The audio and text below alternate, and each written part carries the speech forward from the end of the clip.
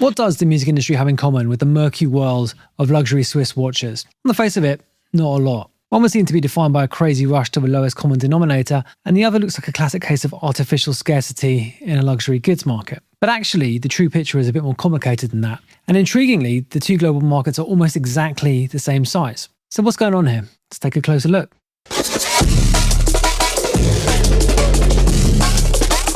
This is music, not diving, with Scuba. What we're looking at here is recorded music. In particular, the music industry breaks down into broadly 4 segments: recorded music, live music, music publishing, and an other category, which includes merch, sponsorships, and that sort of thing. We're going to stick to the recorded section here though, because it's explicitly concerned with selling music direct. So a reasonable comparison with watches, you could say. But also because it's the area of the industry that people get most angry about. Spotify, streaming, Bandcamp, physical, CDs, vinyl, all that stuff that people love to shout about on social media, but don't really understand, both in the context of the current business or how it really worked before Napster torpedoed the classic model in 1999. So what I'm going to do in the next few minutes is compare recorded music as it is today to the Swiss watch market. Now, why would I want to do that? Well, basically because music is perceived, generally speaking, as a volume business now. I don't mean volume in terms of, loudness. I mean in terms of the amount of bums on seats, the amount of streams, low margin, high volume, basically. And the Swiss watch market is the complete opposite of that. It's absolutely a quintessential luxury goods market, and it's become more like that over the last 15 years. It's an extreme comparison, yes, but what we're going to see is that the people that make money out of music now follow a strategy which is much closer, in actual fact, to a luxury goods market than the caricature of the streaming model. So we're going to pull these things apart a little bit, we're going to compare them, and we're going to have a look at what independent musicians can learn from this approach, which, like I said, has already been followed by many people in music. And it's not just the massive stars like Harry Styles and Taylor Swift, it's also niche acts, hip-hop acts, bands with a fanatical fan base, bands with super fans, basically. That term has become a bit of a cliche, but that's what it is. It acts with a decent amount of people who are genuinely enthusiastic in exactly the same way that people get enthusiastic about luxury brands and are willing to spend a ton of money on them. And the surprising thing is you don't actually need that many of these people. So let's just get into it, shall we?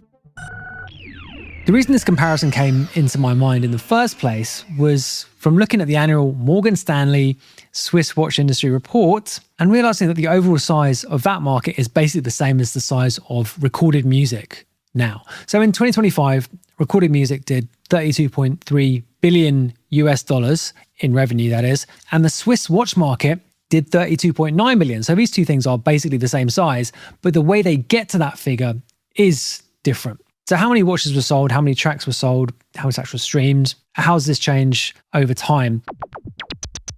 Well, in 2025, the Swiss watch industry, and just important as a side note to say that we're talking about just Swiss watches. We're not talking about smart watches. We're not talking about Japanese watches, just the Swiss brands. They sold 14.6 million watches in 2025. That was down, however, from 29.8 million in 2011. So it's really been a conscious effort amongst these companies, amongst this industry as a whole, to go high value, to go luxury, basically. So the average price of a Swiss watch in 2025 was 1,600 Swiss francs, which is a huge increase actually from the 2011 figure, which was just 600 Swiss francs. So they've really consolidated down into a high value product. In music, the value of an individual track is falling. Not the whole market. The market is growing. It's absolutely growing. But the value of each individual track is going down. AI has absolutely supercharged this. Generative models spitting out tracks, which are then uploaded directly to the streamers through, services like Suno. The latest estimate for that is 60,000 tracks a day. Now, in our 2026 predictions pod, I said that we would likely get labeling across the platforms this year, and that has begun to happen. The demonetization of AI tracks is very much a trend. And there's also a trend to try and spot fraud, because a ton of the streams that go to these AI tracks seem to be bots. They seem to be fraudulent. So that's kind of a big thing within the streaming industry at the moment. It's the kind of attempts to identify these things and strip them out and get rid of them, basically. In 2025, looking at the music market as a whole, there were 39 million tracks uploaded to the streaming platforms. Of course, this is not a like-for-like comparison with the 14 million Watches figure, because of course streaming is based on the entire catalogue of roughly 250 million tracks. But, 39 million, 250 million, that means 15% of all music was uploaded in the last 12 months, which means they're going in the complete opposite direction of these two markets in terms of the amount of product in the market. Basically, volume in music is increasing massively. When you look at the supply side, therefore, of both these two industries, they're going in completely different directions. They've completely diverged. Now, when people say they want to boycott streaming or they want to get away from streaming, what they're really saying is they want to have a higher value ascribed to each individual piece of recorded music. When people complain about low streaming payouts, that's basically the gripe. Essentially, within the streaming ecosystem, the average value of a track is declining precipitously, but the average figure is misleading because the top performing tracks have become more and more dominant in that streaming ecosystem. Roughly 0.2% of that global 250 million track catalogue, so about 500,000 tracks, they take 50.6% of the total streaming revenue in each year. Well, that was last year's figures, the 2025 figures. That means the success in streaming for most acts, and when I say most acts, like when you look at the average musician, even the average full-time working musician, for most of those acts, it's about the number of tracks you release, the number of times you roll the dice, basically. It's about casual listeners, and it's ultimately about being background music and fitting into playlists. Luxury markets are about perceived value added.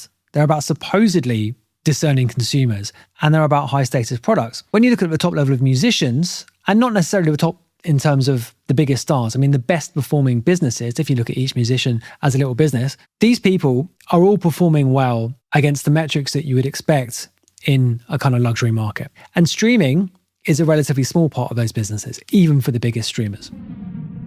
So what is streaming then? What's the point of it? Well, it's music discovery. You have to be on there because that's the way people find music these days for the most part. And it's a replacement for radio. If you're comparing the current market with the pre-Napster market, well then streaming has basically taken the place of radio, firstly, in terms of music discovery, but also in terms of passive listening too. The way people used to listen to the radio was absolutely passive listening. The big mistake is to think that it's a direct replacement for physical in the old model, which it absolutely is not. But because it looks like the dominant form of music consumption, and to some extent that's true, people make that mistake all the time. It actually makes more money for artists than radio ever did. So it's a better version of radio for the most part, for artists anyway. But it's not a direct replacement for what CDs were in the 80s and 90s, which is the era that people tend to hark back to. And it's important to say, actually, there is no direct replacement for that. There's no direct replacement for CDs. This is a completely different structure of market. What streaming has done is provide millions of people, many of whom are competent musicians, with the illusion that they have a music career, but they do not, any more than they would do in the pre-Napster era. So when people talk about Spotify having destroyed music with playlists, that's really a misunderstanding of what's happened in the industry. Part of the streaming model has been the liberalization of distribution. And as we will see, that has essentially put what would previously have been library music at best on the same commercial footing as the absolute best output from the world's greatest artists. That, I would say, is not a positive development. So who are the key players in these two industries? Both of these industries are dominated by a few big players at the very top. And in the case of watches, it's actually just one player which dominates everyone else. So we're talking about major labels, big watch companies, but also on the other side of the music coin, we're talking about the biggest artists too. Let's look at labels first though. Universal is the world's biggest record label. It has a 32% market share, which is unprecedented in the history of majors. It's a super major in the historical context. It's kind of absolutely crazy having that big of a market share. In the watch market, Rolex is the key player, and they have a 33% market share, so pretty much the same actually. Their position, however, is much more dominant in that market. There's a big drop-off in that Morgan Stanley watch chart before we get to Cartier, which has 9% market share, and then you get to Audemars Piguet, Patek Philippe, and Omega, which are all around the same level on 6 or 7%. That's percentage of total revenue, by the way, not the number of watches sold. It's like the money they generate each year. This is not a direct comparison, but let's just look at recorded music majors, the majors versus indies. In 2025, the majors had a 66% market share. Indies had 34%. It's interesting that this has been falling in the streaming era. 2014 is the commonly used yardstick for the advent of streaming. The majors that year had a 74% market share. So it's declined roughly 10% over those 11 years that we have data for. And that's not a bad thing, is it? Certainly you would have applauded a fall in the influence of the majors when you were talking about a new, music industry paradigm in 2014, but that's rarely discussed in the analysis of the streaming model. Now, both of these markets had a significant COVID bubble. In 2021-22, there was a significant bump in the consumer activity in both of these markets. And in music, it was actually accompanied by a massive bump in catalog acquisitions. So this was, private equity buying up song catalogs. This was the era, the COVID era, of massive injections of liquidity into the financial sector, but also into the real economy with payments to individuals. That was seen very clearly in both markets. And in the intervening period, there's been a corresponding slowing in the growth in both markets, and also what you might see as what you might call as a flight to quality. Now, quality is a loaded term in this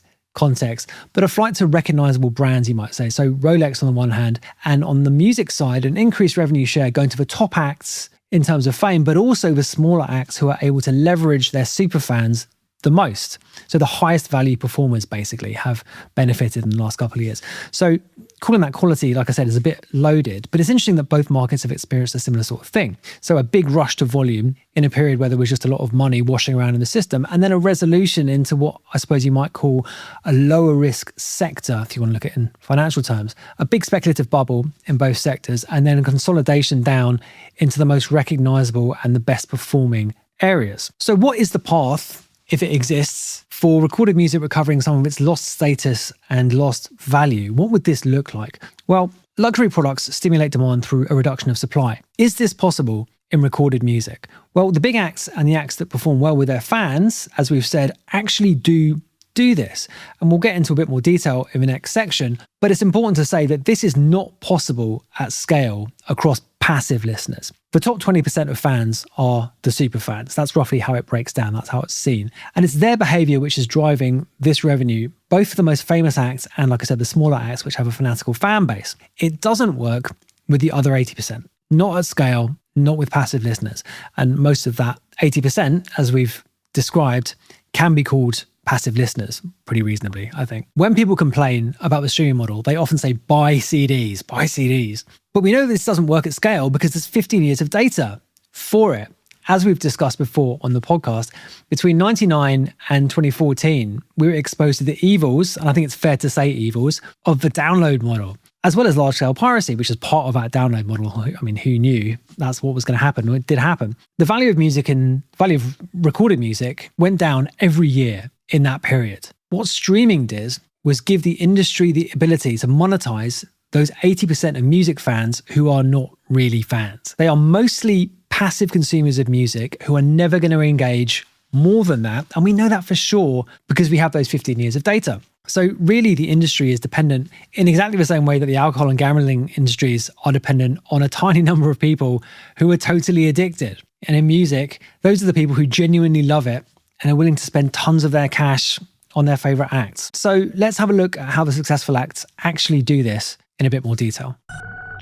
Making a living out of music in the current landscape is not about volume. It's not even about the number of fans you have. It's about revenue generated per fan, which is an awful way to put it, I realize, but it's the way that luxury brands put it too. It's money spent per customer. And the music industry now is basically a two-tier system. You've got a utility tier on the one hand. This is probably 99%, or let's say 95% and be charitable. 95% of artists who essentially have no fans. If you have no fans, you will make no money. It's literally that simple. The utility tier is a low-margin commodity business relying on the 0.004 cents per streaming model to a large extent. And you can't make a living like that. You just can't. The other tier is the luxury tier, the top 5%. This is a high margin business. For the biggest acts, this is reflected in massive vinyl sales. So Taylor Swift was 3.3% of the total US vinyl market in 2025. I mean, that is crazy. Maybe 50% of the product that Taylor Swift Incorporated makes from musical sales, revenue coming directly from music,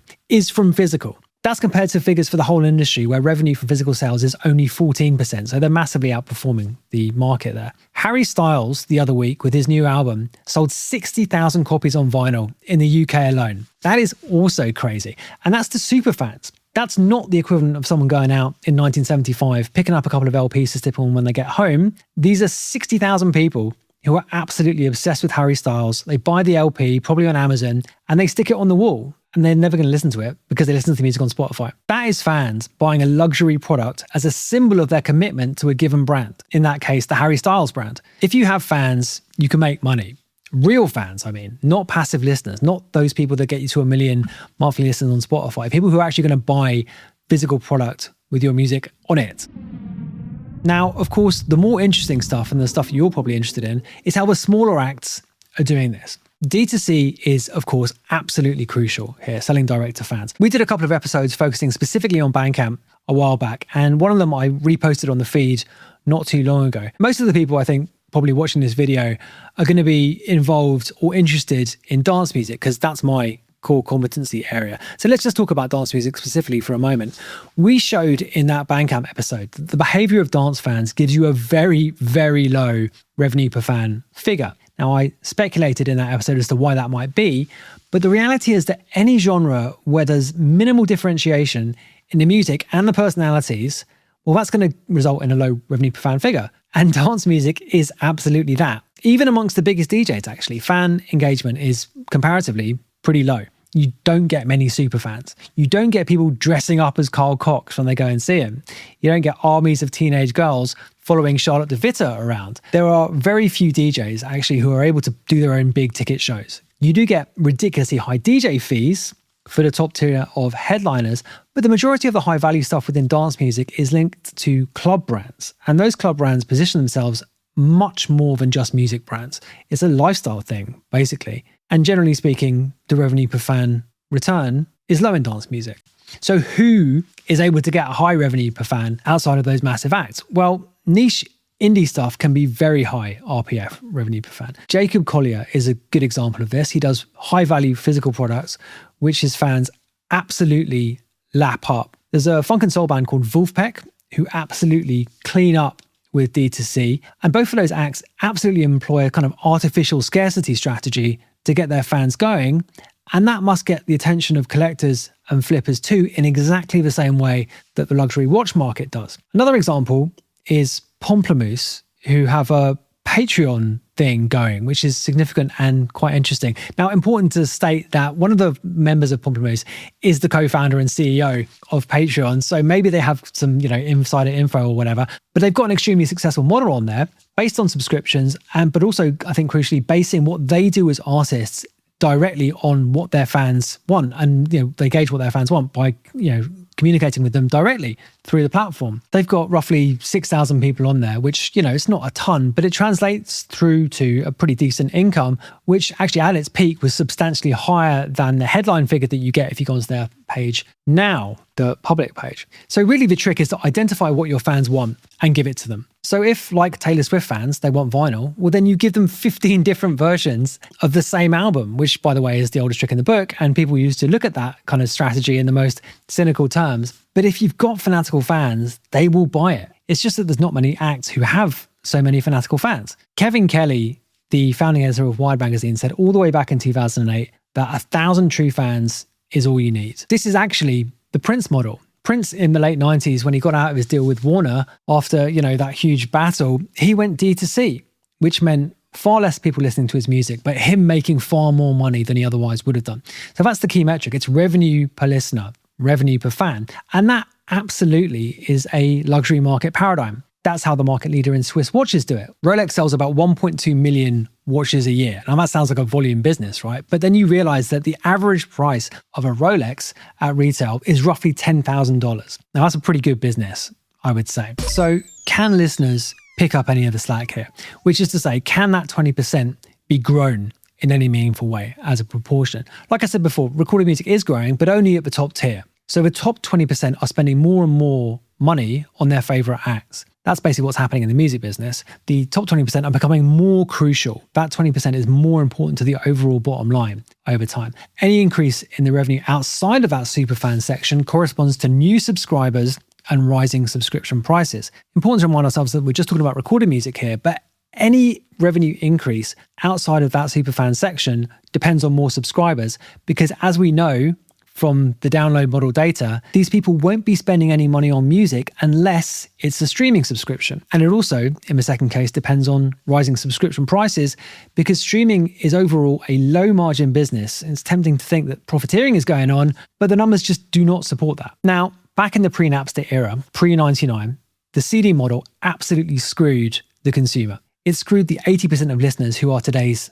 passive listeners. And they do not want that back. And they shouldn't want it back. It was a complete ripoff. I remember buying the Metallica Black album in 1991 as a very young kid, and it cost me $14.99. Like, I don't know, 3 weeks of allowance or something. That's the equivalent of like £40 today, just for a regular CD, not for a special edition, just going out to Tower Records and buying the regular CD. Now that was price gouging. The truth is there was never a golden age of the music industry that worked perfectly for both the fan and the artist. Someone was always getting screwed. The fan was largely getting screwed pre-99 with the CDs. And between 99 and 2014, the artist got screwed way more than they get screwed now, which is crazy, but it's true. And that means the current system is probably the best one. When you're balancing the needs of music listeners and musicians, this is probably one that works the best. The people who make music which is genuinely loved today are able to make a pretty good living. It's extremely tough for everyone else, but it was always tough. Now, there are aggravating factors in this, and they make things harder than they need to be for small and emerging acts. That's absolutely true. And let's take a look at some of those. First of all, there is fundamentally too much product. There's just too much music in the market. And that's been enabled by two things. It's been enabled by music tech. It's too easy to make a track. As you know, I've argued, if you're a regular podcast watcher, I've argued before that that's fine. It's good that people are able to make music. It's good that lots of people are able to make music easily. What's not good is that they're able to distribute it to streaming platforms in exactly the same way that record labels do. That's bad.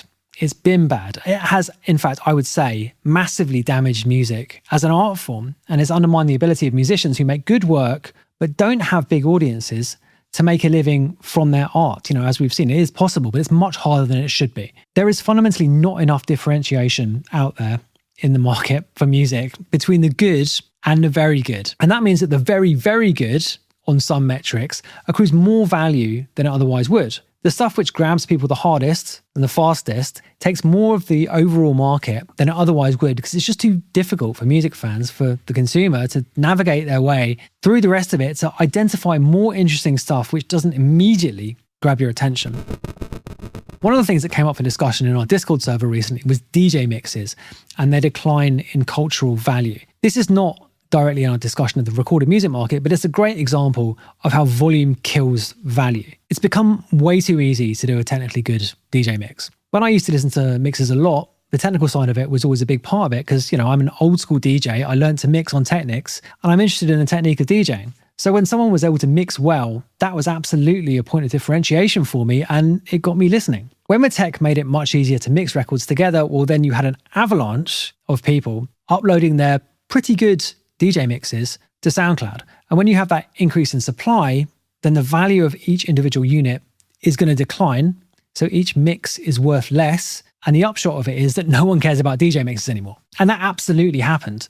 It totally happened. But really, that's true for recorded music as a whole. And dance music in particular, let's go back to dance music. It's absolutely susceptible to that because the appeal of dance music was partly that it was faceless, that it was repetitive, that it was, frankly, a bit derivative. And in the context of infinitely expanding supply, of course, that's going to decline in value. The other thing that's happened in society that has affected this is the spending power of young people, the people who traditionally drove the music industry. They drove clubbing, club culture, dance music. Their spending power has declined. Certainly relative to older people, it's gone down substantially. So you have these classic rock tours selling out, these vinyl reissues of classic albums selling out, and that nostalgia element of the music industry takes up more and more of the pie. That's not to say that kids don't buy records. I mean, Taylor Swift has a ton of young fans, so absolutely a lot of those vinyl sales were teenagers buying those records. But when we're talking about dance music, the cost of living crisis has hit young people harder than anyone else. And that takes a lot of demand out of a market that used to power club culture and electronic music and the whole thing. So with dance music, it's very difficult, in conclusion, to see how that area of music can translate into this kind of luxury market paradigm, which is increasingly the motor of profitability in the music industry. I just don't see how it can happen, really. Certainly as a sector or as a community, because the thing about dance music is it's been a kind of self-contained scene over time. I think more than any other area of music. Dance music is its own ecosystem, which lives in the music industry, but slightly apart from it too. And of course, there were always successful acts and acts which were able to break out of it and have mainstream success. But the ecosystem itself, I think, has been massively damaged by the changes in the industry more widely, by the changes in society. And the way in which successful musicians are able to be successful is just not available to dance music, with the exception of a very small number of people who are able to operate as brands, standalone brands, in a way which transcends the scene in, quotation marks. So this is all bad. It's bad. I didn't necessarily intend to end on a low note, because really the overall message here on an individual level for musicians is that it's absolutely possible to make a good living if your music has appeal. If you get the tactics right, you're able to communicate your message in a way that makes sense, it's absolutely all there to be done. But when you're looking at dance music as a community, and I think quite reasonably people do see it as a community, it's difficult to be in any way optimistic about that. Certainly on the recorded side. Now, there's more to it than that, of course, but we're just talking about, recording music in a restricted way here. It's very difficult to see how dance music recovers any of its lost value on that side of things. So that's about it. Absolutely ending on a down note. But I mean, I didn't mean to, but I have. The comparison with Swiss watches, though, is pretty interesting. I think the position of Rolex is just reflective of the fact that they've got the most fans. They have the most fans. They get talked about the most. They have the most iconic status. Lots of people think you're an idiot if you wear a Rolex. But the reality is that just the fact that people have that opinion because they know who Rolex is, well, that's half the battle. And we didn't talk about attention, but attention is basically, these days, more than half the battle in this economy. Anyway, thanks for watching. Well done for getting through to the end. If you have anything to say about this matter, well then you can do so in the comments below. If you want to subscribe to the channel and like this video, that would also be great. And you can join us in our Discord server, as I mentioned earlier in the video. There's a link in the description to that server. So once again, thanks for watching, and I'll see you on the next episode of Music Not Diving. Thanks.